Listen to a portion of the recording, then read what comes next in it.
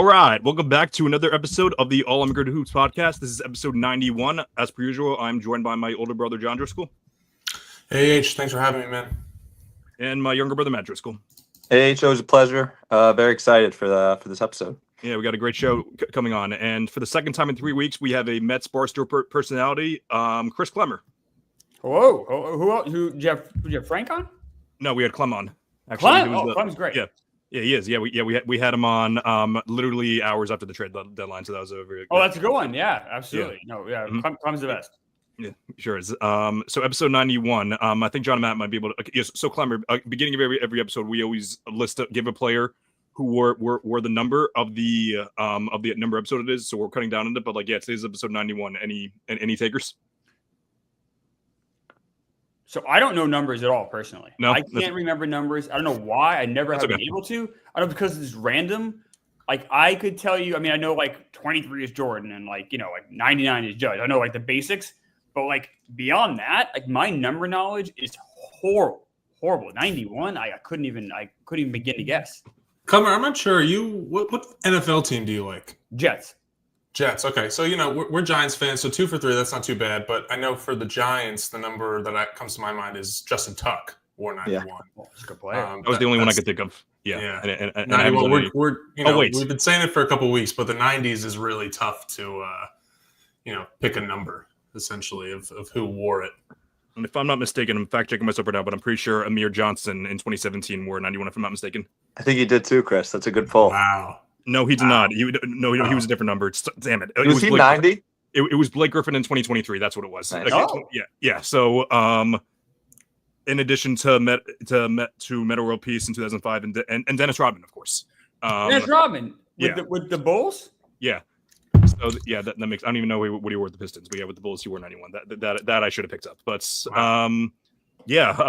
once we get past episode 100, I've been telling you, we're gonna start doing players' birthdays instead because obviously we're not at a time yet where players have to start wearing triple digits. But however, based on what the Yankees and the Celtics do, you might have to start giving triple digit numbers based with how many numbers are end up being retired. True. Yeah, we got a great show ahead of us today. Yeah, as mentioned, Clem is Klemmer is a big Mets fan, just like us. But before we dive into that, I wanted to, I did want to ask you about one of your most recent works, Klemmer, and that was the article you wrote about your experience to Chase Field. And in your article, you mentioned that you had the worst hot dog ever. Is that true? This hot dog was so bad. And I'm an old man. I'm older than you guys are. I went to Fenway Park a ton in the 90s. So I lived in New York till 89, until I was 9. And then my family moved to New Hampshire. So the 90s, I actually watched more Red Sox games than Mets by far. Because this is before you had the cable packages, way before the internet, my God. So all the only baseball I could listen to or watch or go to a Red Sox game. So I went to a ton of Red Sox games in the 90s. And they had the Fenway Frank. They still had the Fenway Frank. But back in the 90s, this thing was awful. I mean, it just basically this boiled hot dog. They'd throw it in hot water and they'd serve it to you. It would always swollen, misshapen, soggy, oddly. This hot dog at Chase Field managed to make that seem like it was filet mignon. This hot dog at Chase Field was so horrible. And it was Bar S. I don't know if you guys are familiar with the Bar S hot dog brand. So when I was a poor person back, I was out of college. 9/11 happened about a year ago. So no one's hiring. I'm trying to do temp work. I'm barely making ends meet. And the only thing I could afford on a regular basis was Bar S hot dogs. It was 89 cents. They gave you 8 hot dogs. If I was doing well that week, I would buy buns. Most of the time, I would go bunless. And I would just eat these Bar S hot dogs. And the only thing Bar S has to do is just the cheapest hot dog. It's horrible. It's the cheapest hot dog around. Fellow poors, if you can bring up Bar S. Yeah, I know Bar S. And that is the hot dog at Chase Field. But it's $6.99, $7 for a hot dog. Crazy. So, yes, it was the worst hot dog I've ever had. I've been to 18 ballparks.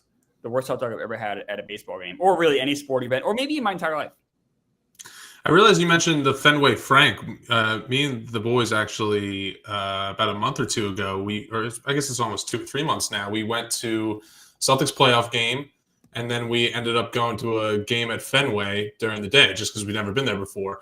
I wasn't fully impressed with the Fenway Frank. I think I was told that it was going to be this amazing hot dog. I wasn't a huge fan. The bun was cool. I like how they have the kind of middle slice of the bread. but personally, I wasn't. It didn't really enter like my top 5 ballpark Franks. Really, I completely agree. One of the most unusual hot dogs I ever had at a game, back Montreal Expos game. So when I was in high school, or just out of high school, I was 18 to 20. We would go to Montreal all the time because I lived in New Hampshire, and you could drink at 18 in Montreal. So what we do is we'd go up for the weekend, go catch a couple Expos games. They were like $3 or $4 American back then. It was so cheap because of the conversion. And then we would just get drunk at night. And the hot dogs at Olympic Stadium had this weird flavor to them.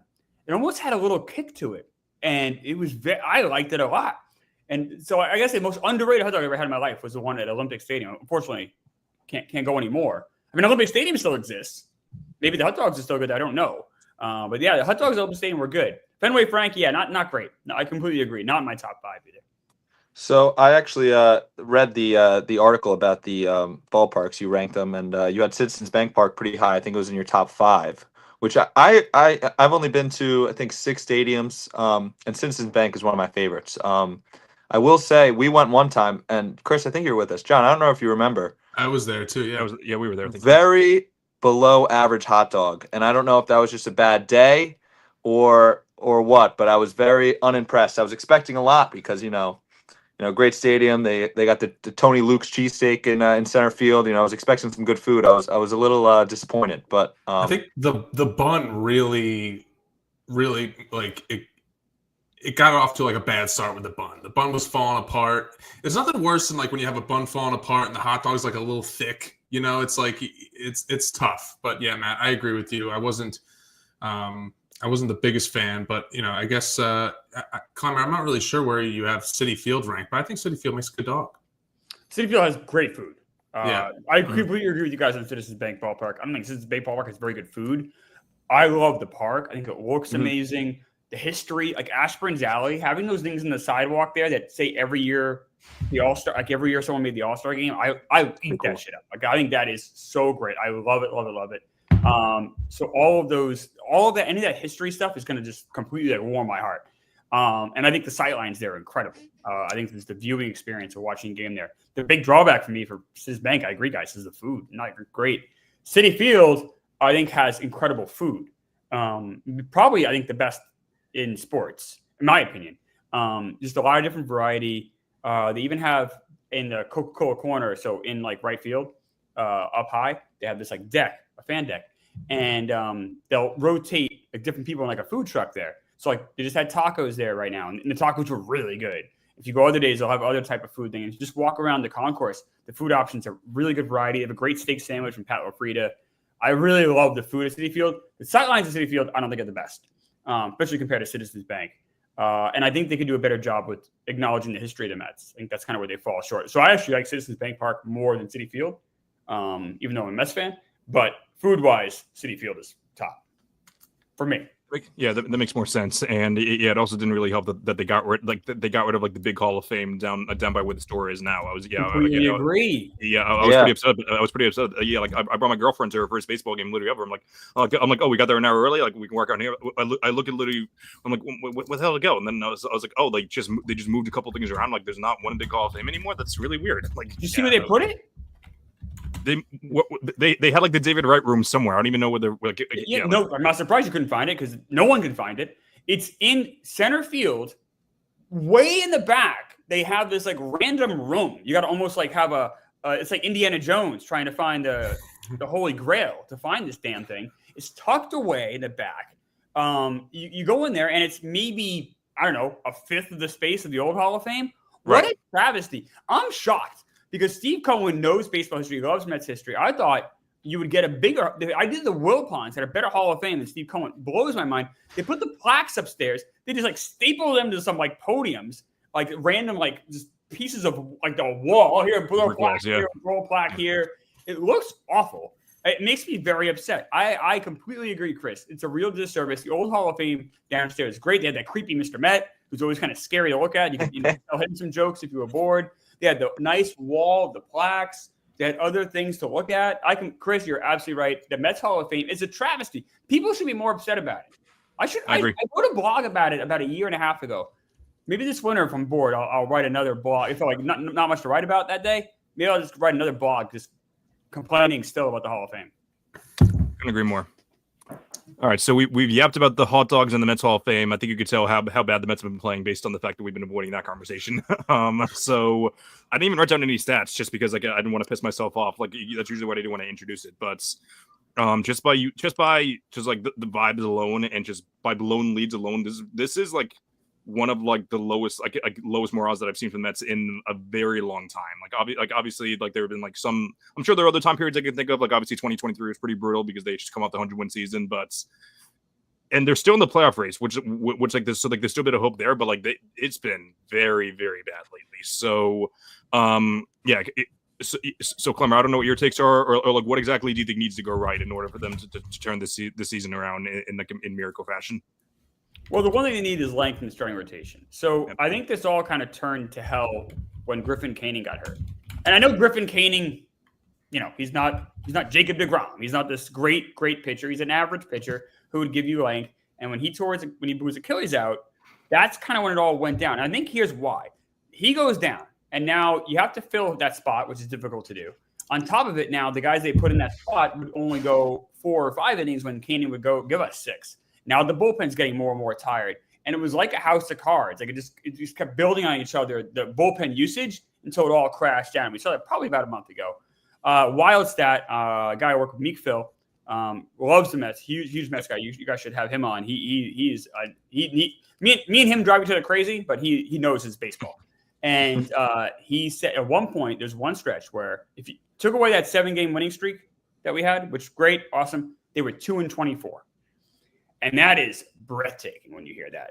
That is, I mean, so even if you count it, you're still 9-24. It's horrible. But they were 2-24 with a team this talented, a roster this good for any stretch of time is insane. And, we see it now, and we saw it last night. And last night's game was horrendous. I mean, you had a 6-0 lead against a bad team, and you blow it just because it was just building up on each other. So what has to happen for this team to win? You have to get length. Now, you bring up McLean.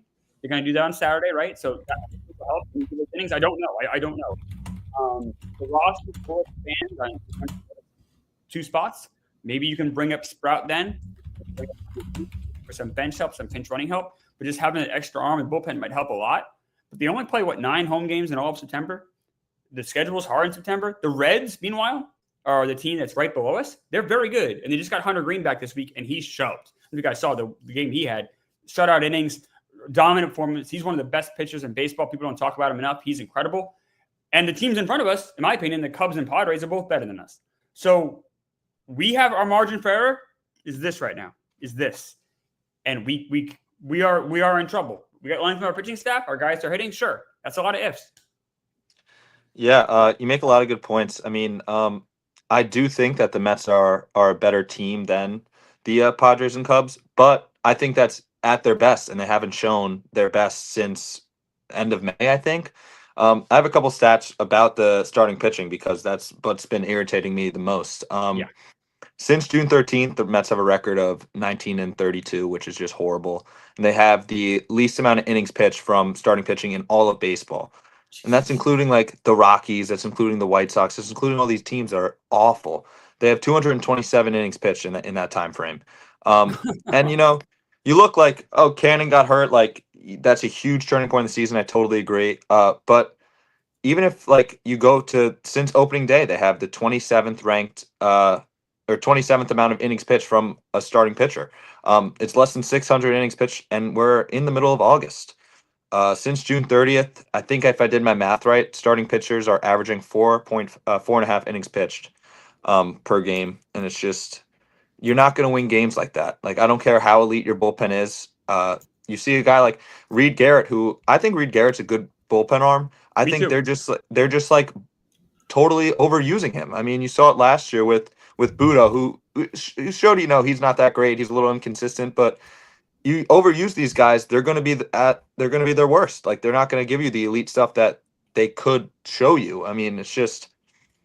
It's very frustrating. I mean, I said 19-32 since June 13th, 28-34 since June 1st. So ever since the end of May, this team has been not just mid, they've been very, very bad. Yeah, and I think you guys touched on the starting pitching, which I think is like so clearly by far the number one issue of this team. I think you kind of dig into that losing streak or that 2-24 that you mentioned, Matt. A lot easier if you just get a little bit more length from these guys. And just like as a side note, like a lot of people start criticizing Stearns. I think it's okay to criticize him a little bit for like the Montas deal. I think a lot of people, including myself, not that I'm right all the time, but like didn't really love that deal to begin with. But I think Stearns came into this year thinking that he was going to get, Senga, Minaya, and Peterson like as like a solid 1, 2, 3, regardless of the order. And there's been a lot of injuries. Peterson's been, it's a tough day to say Peterson's been good after last night, but like, he has been. He's been really good, and I think Stearns kind of went into this year with, the idea that those three would, hope to stay healthy or just be, your solid 1 through 3. And then you can fill the back end of the rotation with guys like Canning. Again, got hurt. Can't really blame Stearns for that one. Montas, you kind of try to catch, lightning in a bottle. You probably pair him with Hefner. You try to do that. But aside from the starting pitching, these guys really just have to hit. It's one of those things. They got off to such a hot start. They went 20 games over 500 earlier in the season, and that was kind of carried by the pitching. Not even like length from your starting rotation, but just like, these guys would give you like 5 scoreless, and then you turn it over to the bullpen who kind of hung on. And, all year, these guys haven't hit with runners in scoring position. It's really frustrating. I mean, I have the Mets game on in the background here. They just showed like the top 5 or 6 guys in the NL leading in home runs. Schwarber's like well ahead of the pack, but you have Alonso, Soto, and Lindor all in that top 5 or 6. And I mean, how many of those, you combine their home runs together? Let's say it's like 80 or whatever, or 70 or 80. How many of those are solo home runs?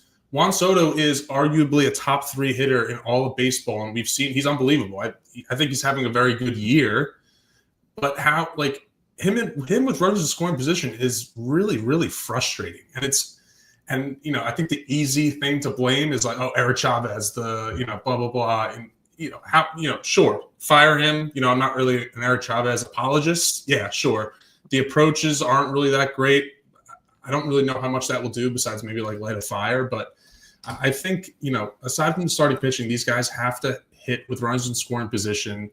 And last point I make, I know I ranted for a little bit, but this team, to put it simply, will go as far as Francisco Lindor goes, because he has been struggling mightily, and we love Francisco Lindor so much, but it's been a tough couple months for him. I want to push back on something you said about blaming Stearns, and I don't entirely disagree with your overall. Actually, I probably agree with your overall philosophy. Like Stearns has done mostly a good job, but the Montas deal in particular, I have a real issue with. I think a lot of us do. Now, to be fair, I didn't want him to sign Severino a year before that, and he worked out great. So look, I'm wrong all the time, but. You mentioned the big 3 of Minaya, Peterson, and Senga. And I think you're absolutely right. The plan was those are going to be kind of our horses. But Senga, he's coming off a year where he barely pitched. And I think this is why they really need to go and get Jose Quintana as opposed to Montas. Because Montas has always had injury problems. You can't rely on him to give you innings. And sure enough, he got hurt. Quintana is kind of known as a guy that is kind of pretty durable. Is he going to be incredible? Does he have the stuff that even Montas has? Probably not. But he is crafty enough, especially this part of his career, where he can give you 140 innings pretty easily. Are they going to, like I said, they're going to be like a 4 or 8? Sure. But he's going to be out there. He's going to give you length for most of the time. We saw that happen the year before with the Mets. I think passing on Quintana and getting Montas is a huge, huge mistake. Having said that, I mostly like the job Stearns has done. I think we have a glut of infielders right now. We have some other things that maybe we could have moved around. Maybe he's also saving some pieces for next year in the offseason to trade. I don't know.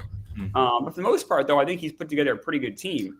And you're right, John, that just a lot of guys just haven't performed. To the extent of like Lindor, a great point, like where he had that great start to the year. He's fallen off. He does have a homer today, so that's great. And I do believe in the player quite a bit. So I think at the end of the year, his final numbers will be very strong. Same with Soto, very strong player. Running score position has been horrible this year. I think the water will find its level there. I just don't know if it's going to find it this year. It might not find it until next.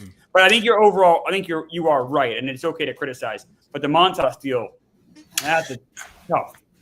You know, honestly, I might even say it's even worse than what I had let on, because Montas was what, 2 years, 34. So you're giving him 17 million a year. He's definitely picking up that option next year. You know, because I think it's a there's player zero. option. No, he's on the team next year. Yeah.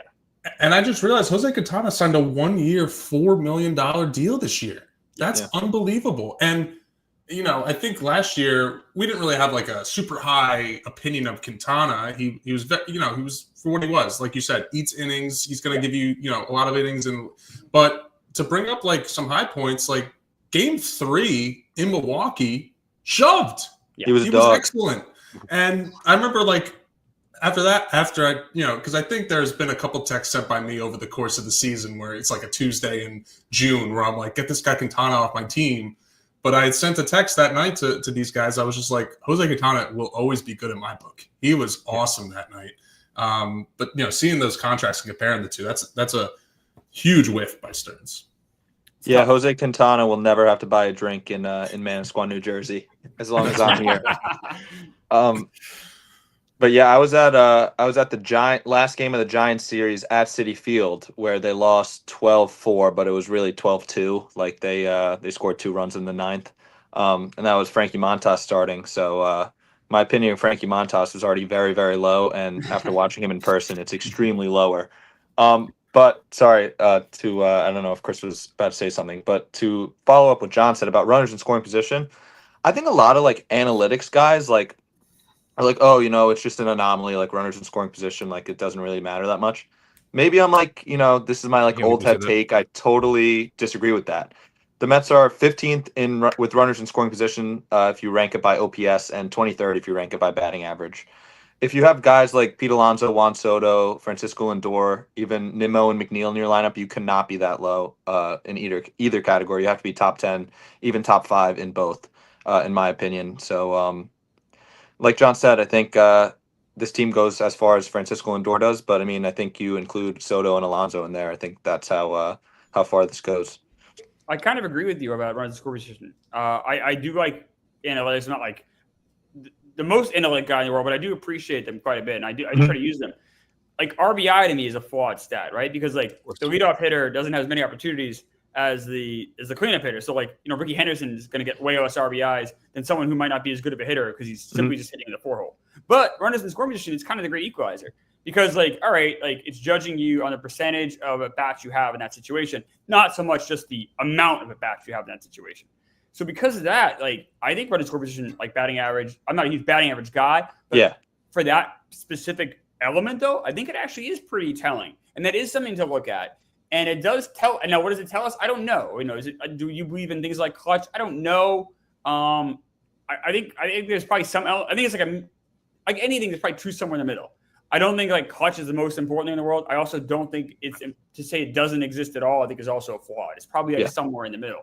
Yeah. Maybe runners in scoring position, like batting average or slugging percentage, runners in scoring position could maybe tell us a bit more about, or how does this guy, or what is this guy looking for in a situation? Like if you're a hitter. And you like Soto, he has a bad batting average. Is he looking just fastballs? Is he trying to look for breaking stuff? Like, what's his mentality? What's his approach? That kind of goes back to Chavez. Like, what's Chavez doing to these guys? And it's easy to blame the hitting coach for a million things because it's like an easy scapegoat. But John, you were saying earlier like how like the approach hasn't been great with some of these guys when they come to the plate. I kind of agree. Like, I don't know. I feel like we're always like a step behind when it comes to offense, and we shouldn't. If you look at this lineup, we should be a step ahead, and that I don't quite understand. Yeah, I'm a big analytics guy, but like the one thing that drives me crazy with it is that it's always all or nothing with them. As far as it goes for like is like clutch isn't a thing. Like there's like zero correlation between X and X, and I'm like yes, but maybe as a whole it might not be a thing. But like if you zoom in deeper, yes, there are going to be some players that struggle a little more in the clutch. Why do you think that guys like Edwin Diaz? Why do you think like earlier in his career with the Mets that he was struggling with runners on? It's because the pressure got to him a little bit, and like there have been times like even Lindor right now, like there's clearly something up with him mentally. Like obviously like we could say like the toe injury affected him, which I'm sure it did for a little bit, but like I think it's a little more than that now. Like there's going to be certain situations where the moment's going to be too big, and That's why like I'm not like I consider myself an analytics guy, but like I can't consider myself like to go like all in with them because like that's what I feel like a lot of the analytics guys do. One more Mets thing before we move on to hoops. I feel like the Mets have to make a decision over the offseason regarding their third base problem. We were hoping that it was going to be that maybe Vientos was going to be half of what he was last year, but he's like you want to talk about problems, like like he might be up there because we were relying on him to like be like maybe even our cleanup hitter on some nights, and he just hasn't been even close to that. But which we knew he was going to be bad. He was going to be bad on defense, but like you can have a bad defensive third baseman if he's hitting 35 home runs and doing even better in the playoffs. But they had to make a decision as to whether like I feel like now it's probably between Beatty and Mauricio. Like I feel like Acuna has kind of played himself out of that spot, but either way, I just don't know what their thought process is going to be. If they're going to maybe trade McNeil like while he has trade value, or if they're going to go all in on one of these players. But Klemmer, I don't know where your head is at there. Yeah, I agree pretty much everything you said. Third base is a problem for this team, and you're right. Vientos has been a giant disappointment. I mean, when you look at how much he's fallen off since last year, I mean, it is a historical fall off. This isn't just a Mets thing. This is like, how many young guys you see have a year like that he had last year? 580 slugging, something like that? It's at 550 slugging, crazy slugging percentage. And to have it now, he can't hit out a paper bag. And you're right, Chris. Like, you can forgive a lot defensively if he's going to hit like that. But if he's not going to even hit league average and he's playing defense like that, you can't have it. But what do? It's kind of like, if you have three of anything, you don't have anything worthwhile. And that's kind of what we have. We have these three third basemen. Mauricio has the best skills. Beatty is probably the most well-rounded, bizarrely. I keep even saying that. And Vientos has the highest ceiling, but like in some level, but also the biggest disappointment. And then Acuna's probably the most athletic out of those guys. Acuna's the most athletic. Yeah. I think almost Acuna is like the utility infielder at this point. I kind of you said, you kind of ruled him out. Like, I don't really consider him. You mentioned McNeil. All right, you trade McNeil, but now if you do that, now you need a second baseman too. So what? No, Suarez is a free agent at the end of the year, but what is he, like 32, 33? He's not young. So where do you turn for third base? Where do you turn for second base if you trade McNeil? And that I don't really know. And I'll say this too. One thing that's kind of struck me, I don't know if you noticed in the last week, the Mets called up a bunch of minor leaguers to AAA. Yeah. AA, AAA. Our top 7 minor leaguers are all in AAA. I don't know if I've ever seen that from any organization. Usually it's spread out, rookie league, single league, whatever. Our top 7 guys are all in AAA, and that's not counting Mauricio, who graduated. It's obviously not counting Vientos or Beatty. So, we have this weird glut of, people all about to make the majors, but no one's really broken through yet. And, that's counting guys like Tong or McLean or Sprout, who obviously we haven't seen yet. But just offensively, it just seems like a weird glut of guys. Now, maybe they make a lot of trades in the offseason. I don't know. But that's strange to me. And I don't know if that goes to fixing our problem or if that just creates more headaches. Yeah, and I think third base is kind of a premier position now in a way where there's not many, superstar third basemen out there. Maybe that's just maybe I'm just not thinking of any right now. But you mentioned, Suarez is a free agent this year. He's having an unbelievable offensive season. I think since he got traded to the Mariners, he's been struggling a little bit, but also a guy who's not necessarily awesome defensively. No. I think the years of, the Nolan Arenados who are going to give you awesome offensive output and, give you platinum club third base.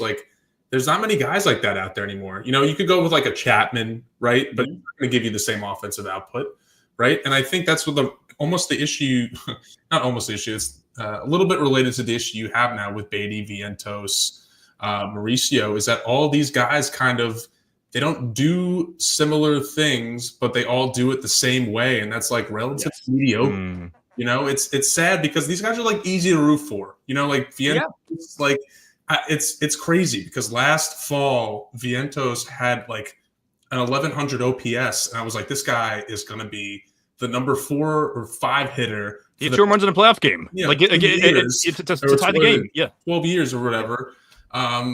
And his story was cool. He kind of went up and down and he kind of fought back and it was fun to root for. Beatty seems awesome. So does Mauricio, Acuna as well. all these guys are fun to root for, but it's so infrequent, the production they have. And it's, we haven't really spoken about Mendoza a lot tonight, but like, I don't envy him for the decisions he has to make for like filling and people just say, oh, just play the hot hand.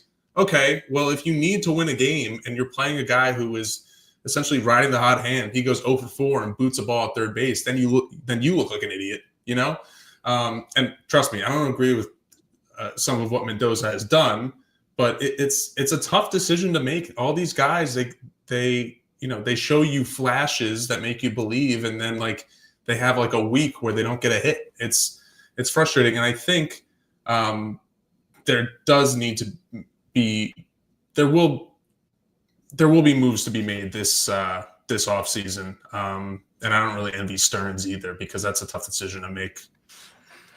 Super tough decision for sure. Hopefully we see some things turned around. It's still 1-1, but Senga made it to the sixth inning. I don't know how he just got pulled. Damn it. Okay, is there a runner on? I'm assuming there is. There's a first and third, 2 outs. Okay. Another guy didn't get through 6. Unbelievable. Yeah, he didn't get through 6, and he's got a standing ovation from the crowd. I think I just I'm in New York right now, but I think I just heard my dad throw the remote. And Dad's actually in Washington D.C. now, so that makes it even worse that you heard it from there.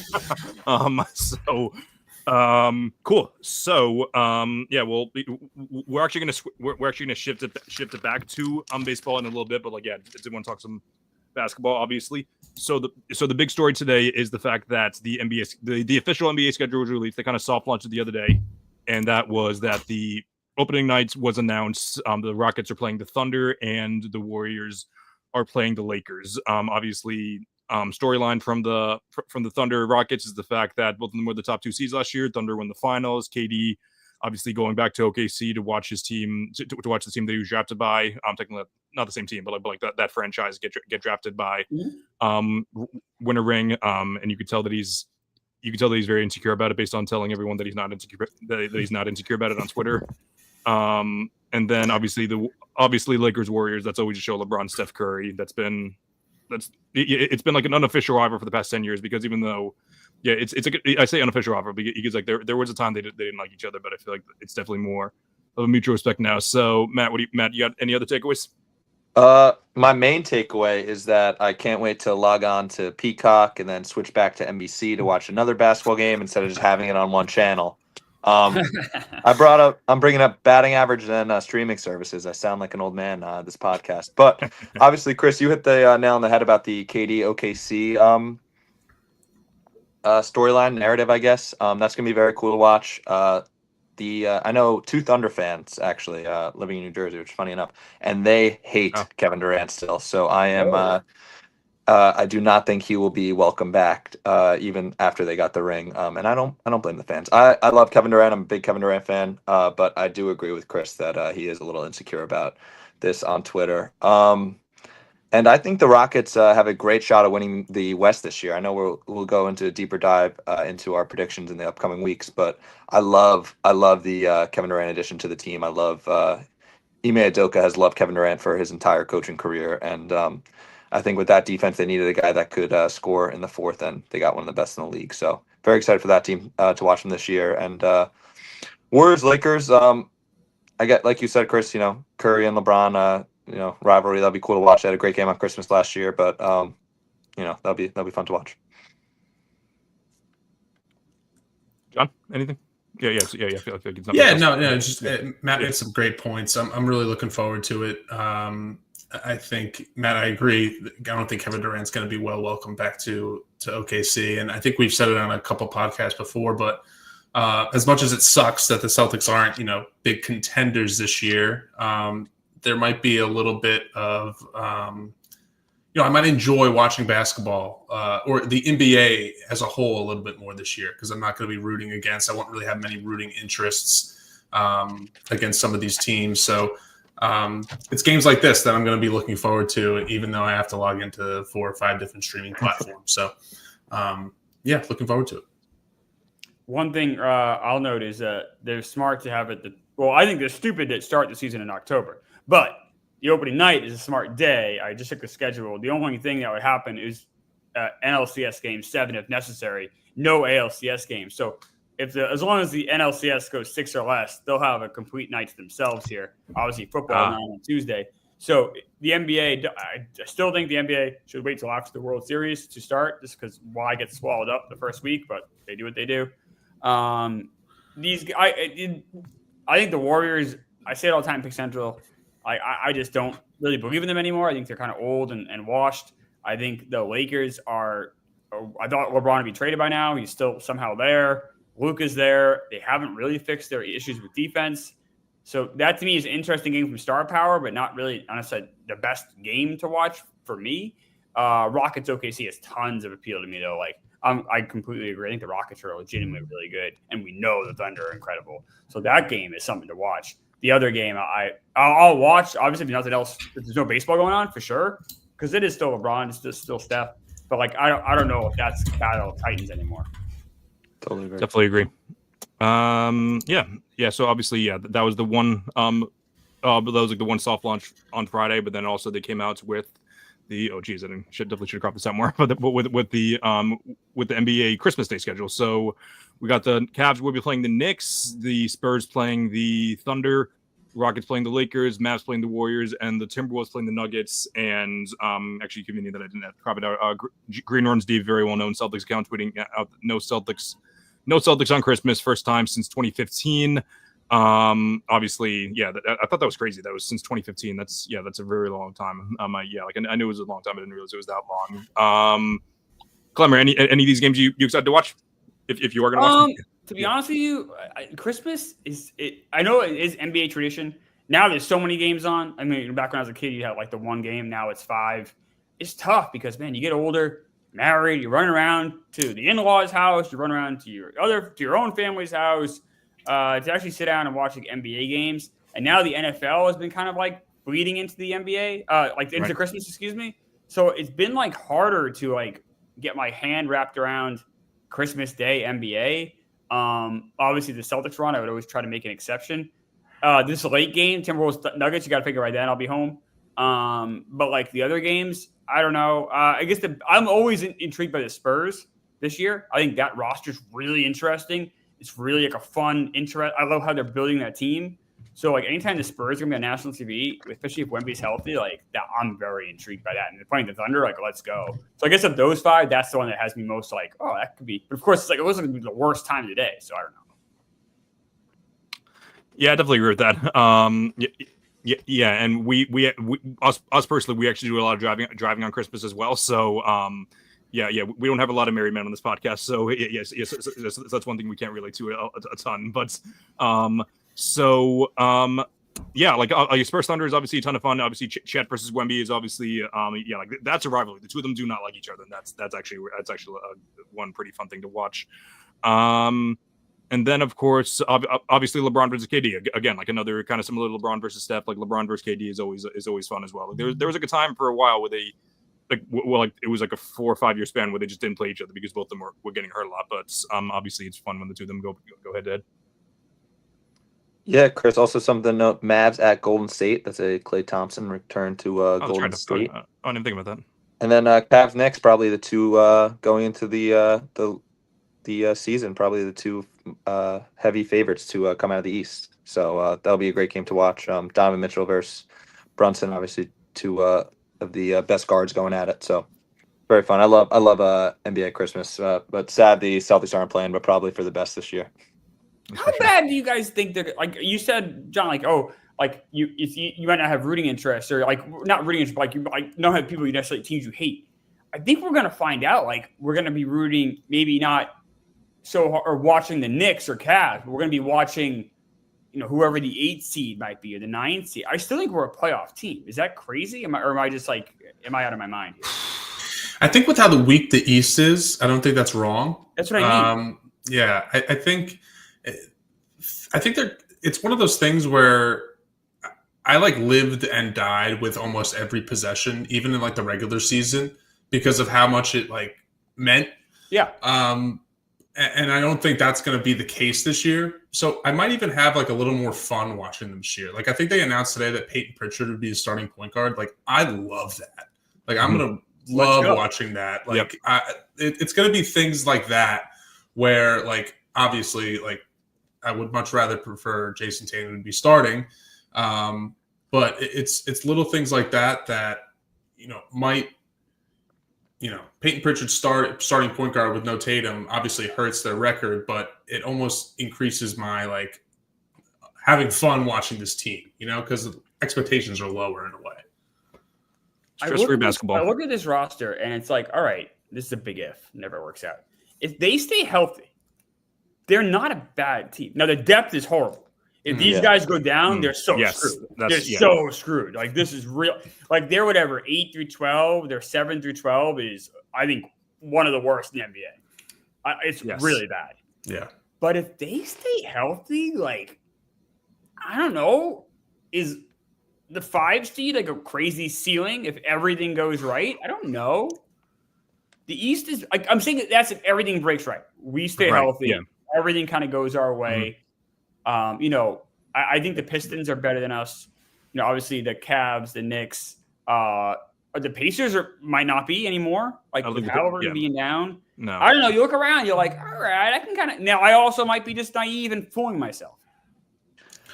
So last year, the 5 seed won 47 games. The 6 seed won 47 games. Oh no, sorry, it's 2 years ago. Let me look at last year. 5 seed won 48 games. 6 seed won 44 games. I think the Celtics line, we said it last week, was 42.5. Correct me if I'm wrong, Chris. I think that's what it was. 42.5, yeah.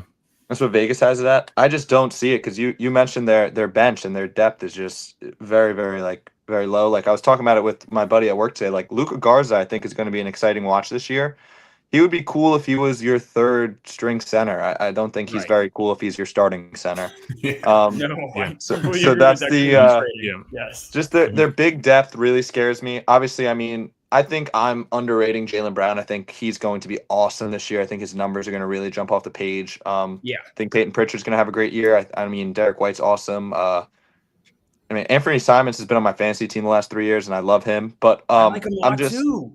There's a lot of ifs, like you said, and that's what scares me because nothing always breaks all the way right in an NBA season. So I don't know. I do think they could make like the play-in. They could be like a 7 to a 10 seed, but I don't know about if they're 5 or 6 seed.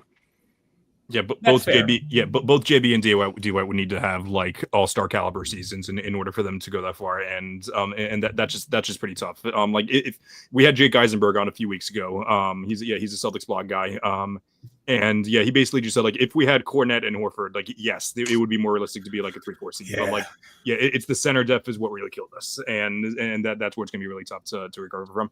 Obviously, Tatum being injured is what hurt us the most. But like losing those two guys, everything you guys are saying makes a ton of sense. Yeah, I think we all agree with what, like, I don't know where this team is. I think. Yeah, I don't know if it's August 14th and he still hasn't signed with the team yet. So like, I know the Warriors said they're waiting out the Kuminga situation, but like, I don't know how much that affects signing Horford to a cheap contract. Like, I don't know.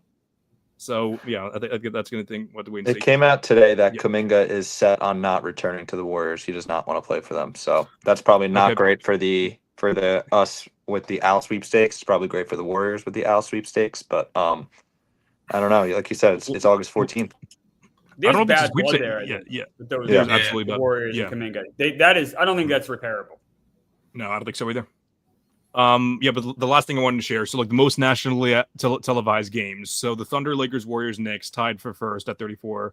No surprises there. Then the Timberwolves, Rockets 28, Nuggets 26, Celtics 25. I was very surprised at that. Cavs 24 and Mavericks 23. And I'm not going to read all them off. I'm not even going to read any of them off. But like, I have the next 20 teams after this. But Matt, do you have any takeaways as to any teams that you're surprised that are here? Any teams that you're surprised aren't here?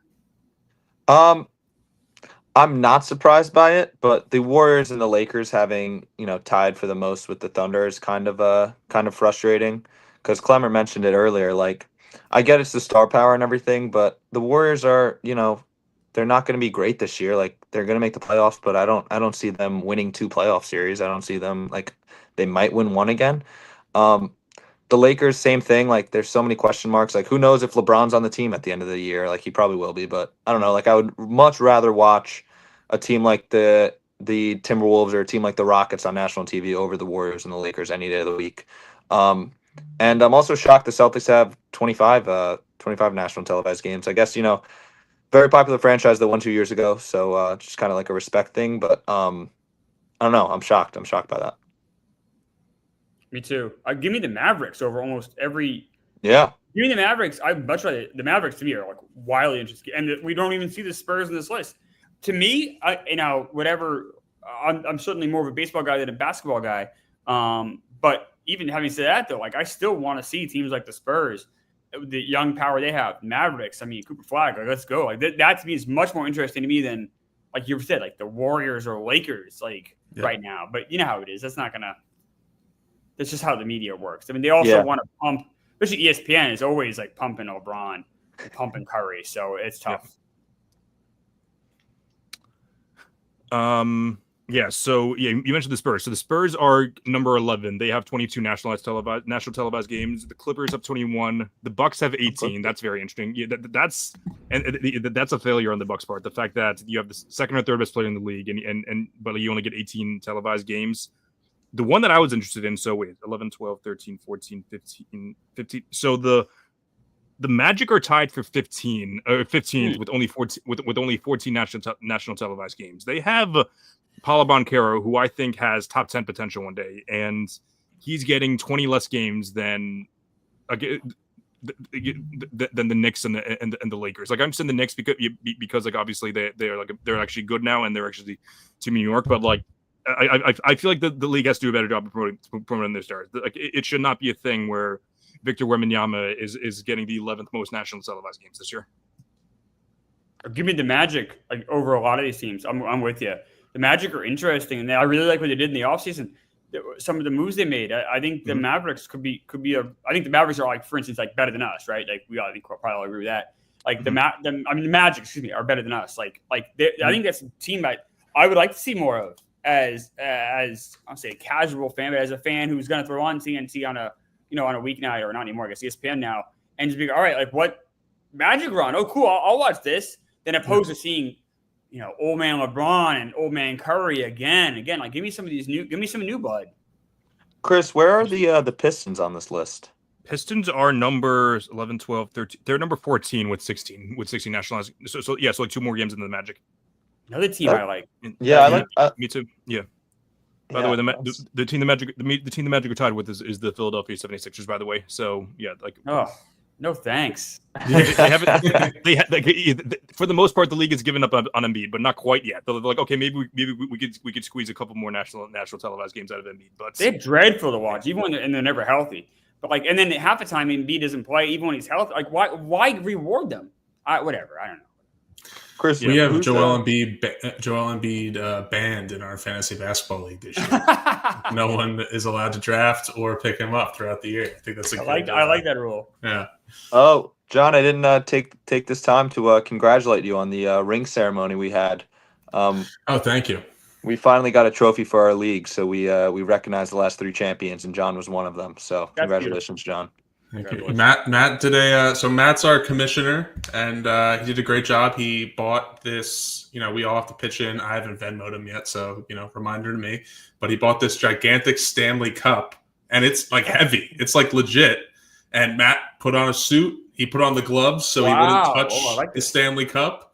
And he put together a nice little ceremony for us. It was a great night, and I forgot the best part. He bought a keg for us all. So there you go.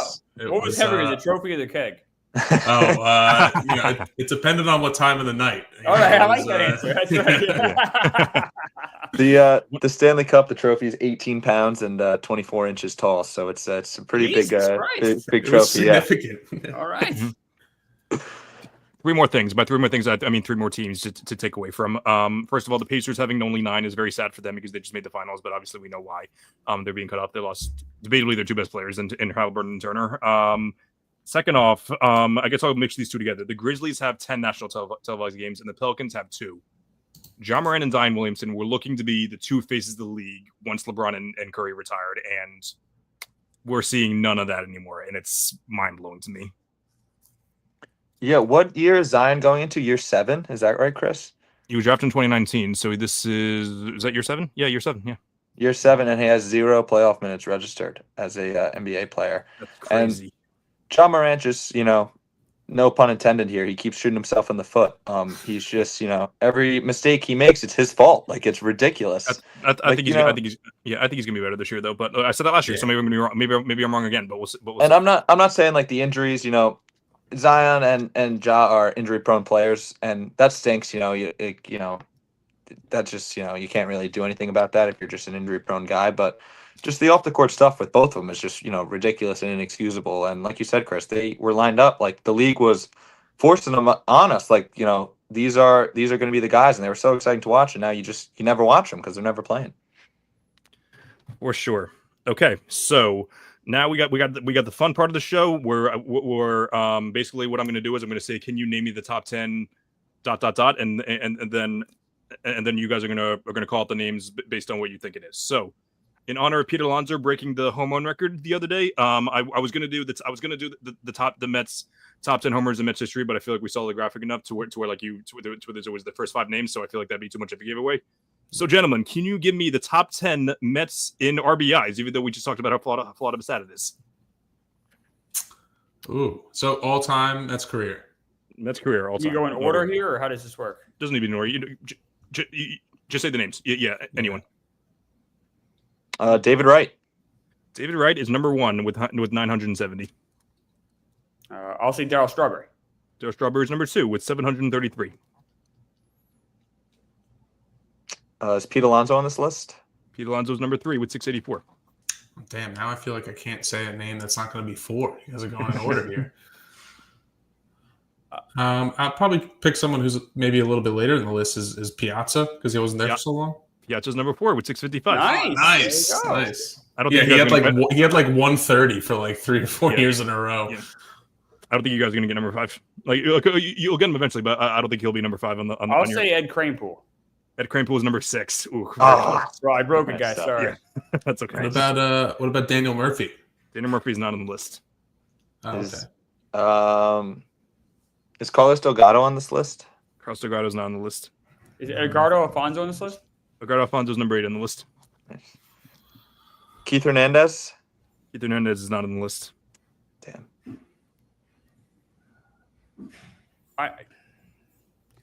I wonder, Dave Kingman? Dave Kingman is not on the list. Fuck. Keith Hernandez is number 11 on the list, by the way. All right. And Murphy was 15. Kingman was 19. George Foster? George Foster is not on the list. He's number 21. Oh, Jesus Christ. See, you got number 5, 7, and 9 and 10 are actually tied. Howard Johnson? Howard Johnson's number 5. Nice. Oja. Yeah, nice. Good pull. Someone gets Gary Carter. I forget if he was there for long Gary enough. Carter's not on the list. He only played 5 years with the Mets. Yeah. He's number 24. Yeah. What about Lindor? Francisco Lindor is not on the list. Lindor's Lindor's number 14. How about Kevin McReynolds? Kevin McReynolds is not on the list. He's number 12. Oh, that would have been nice. That's Not good. Nimmo, right? Nimmo is number 13 on the list. Oh. Okay. What are we missing? Number 7, 9, and 10. You're missing a very obvious name. I'll say that. Obvious to you. Beltran? Carlos Beltran is number 7. Oh, yeah. I'm surprised no one guessed him yet. Yeah, I was going to say. I'm like, yeah. Trying to think of guys that have been there that were there for a while. I mean, you want to say like Reyes, but his lead. Reyes is number 10.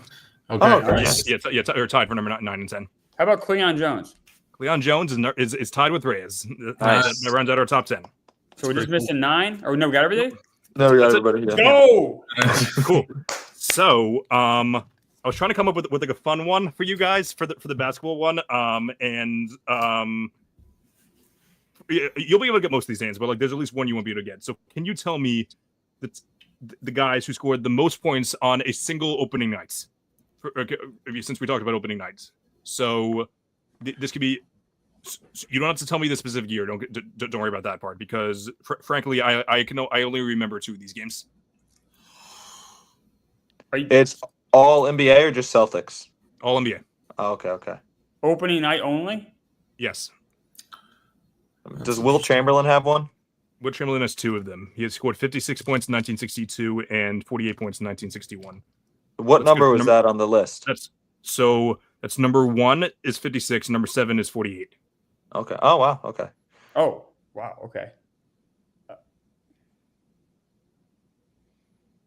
Does Michael Jordan have any of them? Michael Jordan has 2 of them. Yeah, so we have 4 to the 10 done. So MJ had 54 in 1989 and 50 in 1986. How about Kobe? Kobe has one where he scored. Yeah, he's number 14. Doesn't quite make the list, but he had one where he had like 44, 45, I think. He's number 14 on the list. 46 is the cutoff, by the way. Okay. Does LeBron have any of them? LeBron does not have any of them. Yeah. How about Larry Bird? Larry Bird does not have any of them. Curry? Let's see. Curry does not have any of them. James Harden. James Harden doesn't. He's like number 12 on the list. I think he had like I gotta find the stat moves page somewhere, but yeah, he had like number 12. Or Jerry West? Jerry West does not make it here. Karl Malone? Nope. Let's see. So we have 3 active players. The rest of them are not active. Ooh. Relatively old, actually. Active players. Kevin Durant? Not Kevin Durant. Okay, so one of these hits close to home. So this was a player who left the team and then he scored a lot of points his first game with his other team. Oh, Kyrie. Kyrie, he scored He had 50 points. right? Yeah, it's good for number 4 in 2019. Wow. We got 2 more active players. One of got one in 20. Who? Steph? No, not Steph. Got one in 2016 and one in 2021. But keep in mind, keep it in the years. So this is in the 2021-22 season. Giannis? Not Giannis. Kawhi? No, Not he Kawhi. doesn't score anymore. Yeah. Paul George. Not Paul George, but he's Russell Westbrook? pretty similar to Paul George, though. Not Russell Westbrook. Similar play type, I should say. Wing. Not Tatum. Not Tatum. Someone else. Not Jaylen Brown. Oh, Jaylen Brown had 46 against the Knicks, right? Really? He sure Yeah. did. Yeah. Oh yeah, Wow. I remember that. That was in New York. That was in New York. Yeah. Smart Was at the to send it to overtime. He had a 3. Right. Yeah. Double After overtime. Evan Fournier doubled Jaylen Brown when he was like 60 feet away from the basket. It was Kemba, I think, right? Or was it both? I think it was Kemba. You're right. I think it was Yeah, Kemba, right? Kemba, Okay, yeah. so let's see. So we got 4 more. 1 active, 3 non-active. You know what? I think I'm just gonna give you one of them because there's no way. I don't even know this guy. Klemmer, I don't know if you even know him. Okay, so Kiki Van Delway. Have you guys ever heard of him? Van Delway, yeah. Yeah, Yes. so he was a long time Nick. He was big in the 80s, late 70s. I want to say the team before the Knicks. But he was an offensive player. Like he was known. Yeah. By the time I was watching basketball, he was kind of like washed. He was still active, but he was like kind of like beaten up and on the way out. But yeah, Kiki Vandeweghe, kind of a weird name. Right? Yes. So this one was crazy just because he played for Denver for the first few years of his career. And his very first game with Portland, he dropped 46. So 47. wow. So yeah, so that was his very first game. I think with he finished with the Knicks, if I remember correctly. He finished with We'll play the Knicks at the end of the Knicks career. The Clippers was his last year with them, but yeah, the Knicks before that was the Knicks. Okay, so now we have 3 more players. We got one active, one guy that played in like the late 50s, early 60s, and another guy that played in the 80s. Dominique Wilkins? Not Dominique Wilkins. Bernard King? Not Bernard King. Oh, it's yes. Let's see. So the guy the guy that played in the 50s, 60s, he's known to be one of the best scorers of all time. He's actually a teammate of one of the guys that Matt said earlier. Yeah.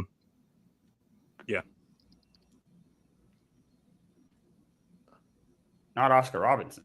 Not Oscar Robertson. Known to be one of the best scorers of all time.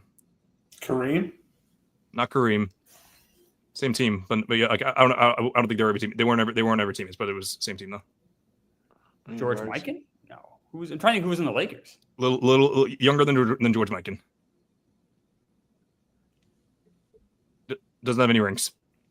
He's like famous for not having any rings. Like one of the, probably like, my opinion, one of the 3 or 5 best players did not ever ring. I'm drawing a blank. I don't know, boys. Teammates so his teammates were Jerry West. Did Elgin Baylor ever? Elgin Baylor. Oh, Elgin there Baylor you go. went with 3 in the list was 52. Yeah. All right, and the active player has so he was with the Pelicans when this happened in 2016. Anthony Davis. Anthony Davis. He had Oh 50, wow. Yeah. The last guy, you guys might be able to get him. He played for the Nuggets in the 80s. And he's like known to be bucket. Like that was his thing. Sleepy Floyd. I don't even Not know. Sleepy If he was a Floyd. Nugget, actually. Nuggets in the 80s. Shit. I should know this, Chris. I think yeah. You might be kicking yourself once I say it. I will be, I'm sure. Yeah. Nuggets in the 80s. Dan Issel? No. Not Dan Issel. That's a good guess though. You want me to say it? Yeah, I'm out. Yeah. Yeah. So it's actually the guy who I don't know if he made the top 75 or not, but like I thought he should have made it at the time. It's Alex English. Oh yeah. Oh wow. Yeah. Mm-hmm. That's that one's a little bit tougher. Yeah. I knew the Matt would be kicking himself. All right, cool. Yeah. All right, awesome. So that's all I got for tonight. But Klemmer, what do you got coming up? Any content coming up? Yeah. If you guys like baseball, if you're kind of like nerding out on building a team on Barstool Game Time, next week I'll be doing it every single day next week. But we're doing a stream. So like on MLB The Show, we took over the Rays. We moved the Rays to Manhattan, became the Manhattan Empire. We play in the Polo Grounds, kind of a cool stadium. And we're GM only. Don't play GM only. And we do it collaboratively. So the chat helps out. We all decide what players to trade, what players to pick up free agency. So if you're into like team building like that, Monday, 3:00, we'll be doing that. And you can check out all the old streams. We're only entering year 2, so it's not like you missed too much. You can check them all out on YouTube. They're all there. And I'm on Pick Central every single day, Monday through Friday on Barstool. You can check out Barstool Gambling, Pick Central, and that's on noon every day. Fantastic. All right. Clemmer, I meant to ask you this in the pregame. How did the New Hampshire Granite do? We won a title, finally. It took us 9 years. That was a new expansion team we built up on NBA 2K. We finally won a championship. But yeah, that was a fun ride for sure. We've done Magic streams. So we took over the Magic the year before they drafted Shaq. And we drafted our own guys. We did end up drafting Shaq, but other guys as well. And then in the fall, we're going to do Madden. So it's just a fun, like I love GM. Like I like simming and GMing more than playing personally because I just like getting being a GM. That's me. So and it's fun to do collaborative with the chat. You'd be surprised, like the chat, you'd think, oh, like internet chat. They actually make really good decisions, and usually they help out a lot. So it's kind of fun to group think. The chat's a really fun place, and it's a good community we kind of have there. And yeah, if you're interested in GMing, you kind of bored at work, throw it on, have some fun. Everyone's welcome, and it's been a good time. Awesome. All right. Well, yeah, Klemmer, thanks so much for coming on. Yeah. Thanks for having me, boys. That was a lot of fun. Yeah, this was awesome. Yeah, we'll definitely reach back out. Hopefully in a few weeks when the Mets turn back things on. But yeah, we'll see though. Not looking good. Not looking good now. But yeah, John Maddish, usual. Thanks for coming on. Be sure to check out my additional content. Follow me at American Hooper on Instagram and TikTok, at American Hooper on Twitter. Be sure to check me out on Sunday nights via this channel, Sports Fluence, on NBA Max with Tony from Sports Fluence, Jalen Carter Music, and Ori B from Hoop Social. Also, check out my content on primetimesportstalk.com. Check out my column. I haven't really written anything lately, but I'm definitely going to be coming. In a few weeks, I'm coming out with my top 100 players, NBA players. So that'll be a series coming out. This has been another episode of the All American Hoops podcast. I'm Chris Driscoll. Until then, keep grinding and stay hooping. Have a good night, everyone. Oh, Canada. Put on a suit, drink water, don't drink and drive. Hey, man, call your mother. It means nothing. It means nothing. No, they lying to you. It's about the money. Now you're more fluent.